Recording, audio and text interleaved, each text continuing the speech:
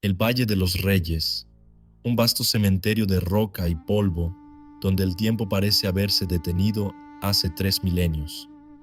Durante siglos, saqueadores, aventureros y científicos han removido cada piedra de este desierto abrasador, buscando la inmortalidad de los faraones.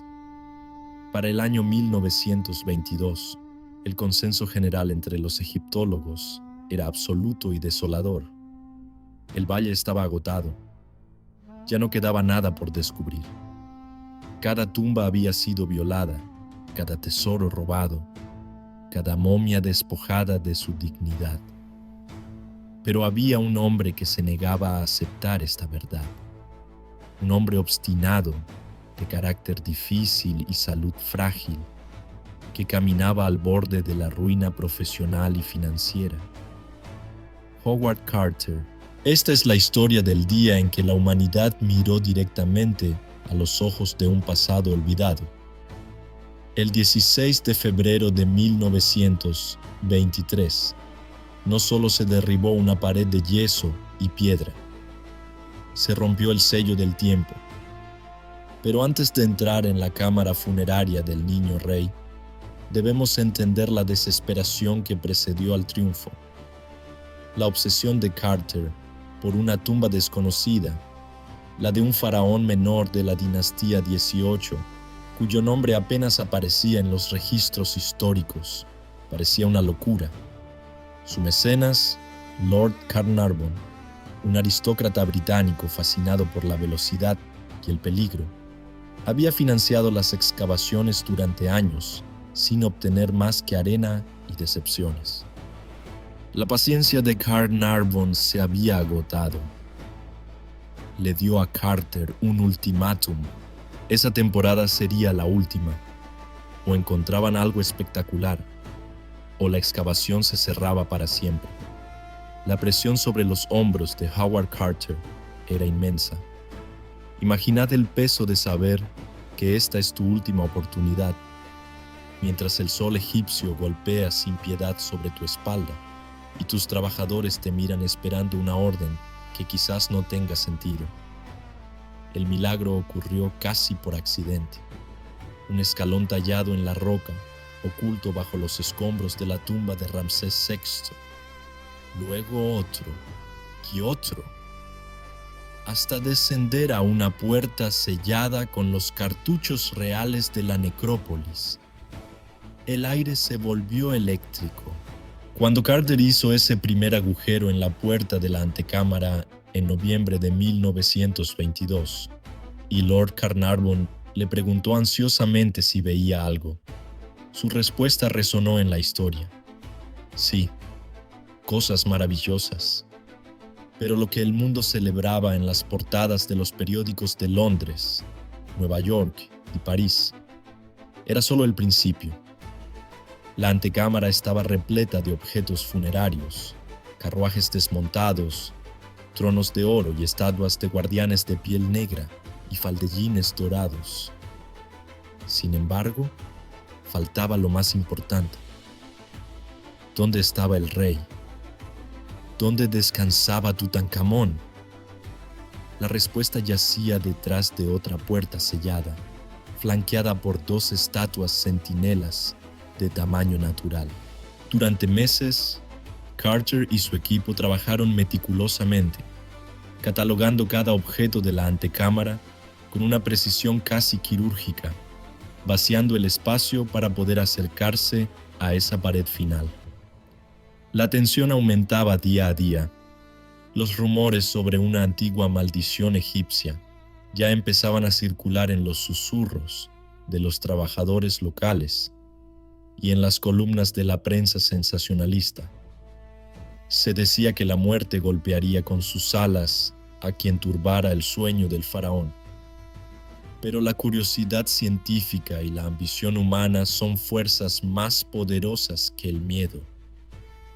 Llegamos así al día clave, viernes 16 de febrero de 1923. El día señalado para abrir la cámara funeraria. La atmósfera en el Valle de los Reyes era sofocante. no solo por el calor, sino por la expectativa.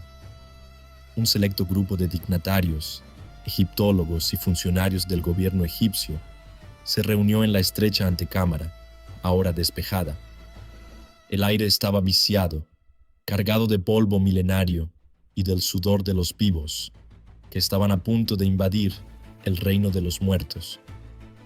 Howard Carter, con el rostro serio y las manos quizás temblando ligeramente por la adrenalina, se situó frente a la pared sellada.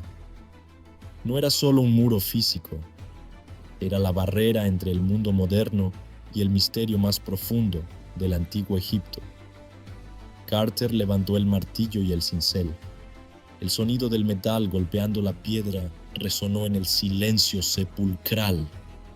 Golpe a golpe, el yeso comenzó a ceder. Primero, hizo un pequeño orificio para insertar una lámpara eléctrica. La luz atravesó la oscuridad que había reinado allí durante más de 3000 años. Lo que sus ojos vieron le cortó la respiración. No había espacio vacío. Ante él se alzaba un muro de oro macizo.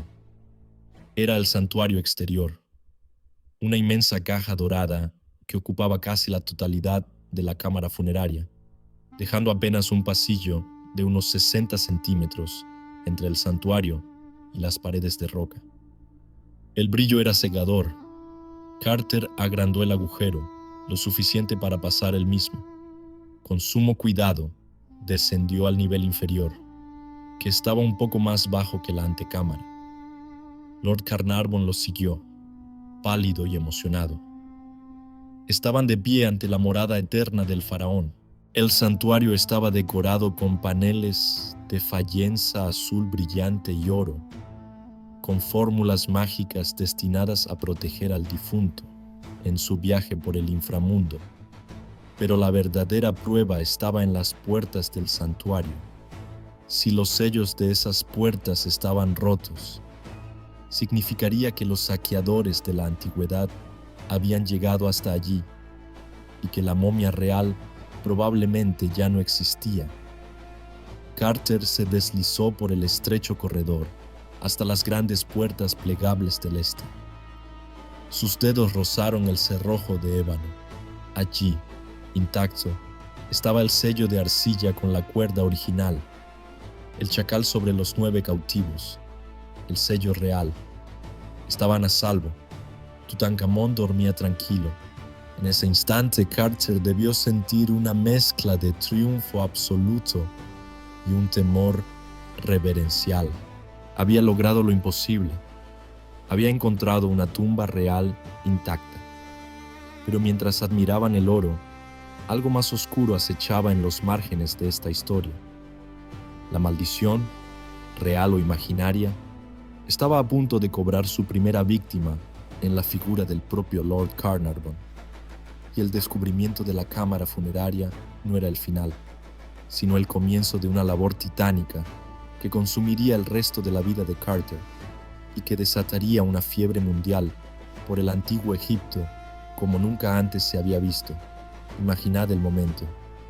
Carter, Carnarvon y Lady Evelyn, la hija del Lord, apretujados en el estrecho corredor entre la pared de roca y el inmenso santuario dorado. El calor era insoportable, el aire apenas circulaba, pero nadie se movía. Carter, con manos temblorosas, descorrió los cerrojos de ébano de las grandes puertas del primer santuario. Las hojas se abrieron con un gemido, como si la madera protestara por ser despertada. Dentro no había un sarcófago, sino otro santuario, una segunda caja de oro, cubierta con un velo de lino salpicado de margaritas de bronce, oscurecidas por el paso de los milenios. Era una estructura de muñecas rusas, una fortaleza sagrada diseñada para confundir y detener a cualquier intruso. 4 santuarios de oro macizo, uno dentro del otro, cada uno más rico y elaborado que el anterior. Carter tuvo que desmontarlos pieza por pieza, una labor de ingeniería inversa que requería una paciencia infinita en un espacio claustrofóbico. Al retirar el último santuario, apareció el sarcófago, un bloque monolítico de cuarcita amarilla, con una tapa de granito rosa teñido para que coincidiera con el resto. En las esquinas, 4 diosas aladas abrazaban la piedra con sus brazos protectores, custodiando el sueño del rey. Era una visión de una belleza tan conmovedora que, según los diarios de los presentes, el tiempo pareció disolverse. Pero mientras la ciencia celebraba, la tragedia afilaba su guadaña. Apenas unas semanas después de abrir la cámara funeraria, el 5 de abril de 1923, El Cairo se sumió en la oscuridad. Las luces de toda la ciudad parpadearon y se apagaron sin explicación técnica aparente. En ese preciso instante, en una habitación del Hotel Continental Savoy, Lord Carnarvon exhalaba su último suspiro. La causa oficial fue una neumonía provocada por la infección de una picadura de mosquito que se cortó al afeitarse. Pero la leyenda no entiende de informes médicos. Se cuenta que, en el momento exacto de su muerte, su perra Susie, a miles de kilómetros de distancia, en el castillo de Highclere en Inglaterra, aulló desconsoladamente y cayó muerta. La prensa mundial enloqueció. ¿Era la venganza del faraón? Habían liberado Carter y Carnarvon, fuerzas que no comprendían. Los periódicos recordaron una inscripción supuestamente hallada en la tumba. La muerte golpeará con sus alas a quien turbe el reposo del faraón. Aunque tal inscripción nunca fue encontrada oficialmente, el miedo se instaló en el corazón del proyecto. Howard Carter se quedó solo. Su amigo y mecenas había muerto.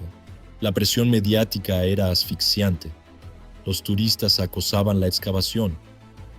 El gobierno egipcio, en un momento de creciente nacionalismo, comenzó a poner trabas burocráticas, reclamando con justicia que el tesoro pertenecía a Egipto y no a los museos de Londres.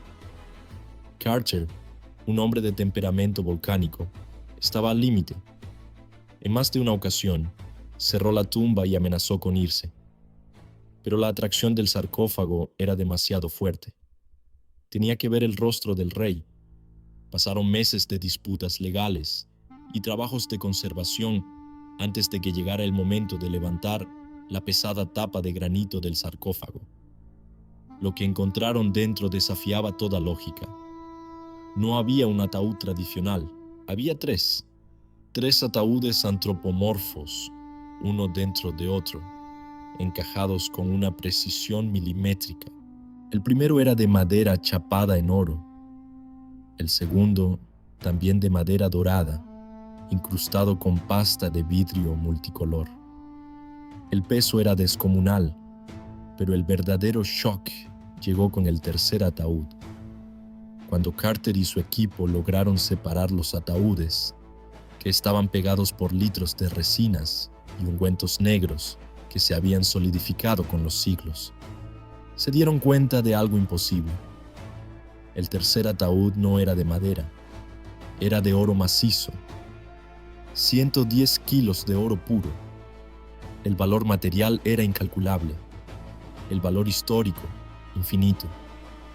Y allí, descansando sobre los hombros de la momia real, estaba el objeto más icónico de la historia de la arqueología, la máscara funeraria de Tutankamón, una obra maestra de oro batido, lapislázuli, cornalina y obsidiana. Los ojos del faraón, delineados con col, miraban fijamente a la eternidad, una expresión de serenidad y juventud que contrastaba brutalmente con el estado del cuerpo que ocultaba, porque bajo esa máscara de perfección divina, la realidad de la muerte era mucho más cruda. El cuerpo de Tutankamón estaba en pésimas condiciones.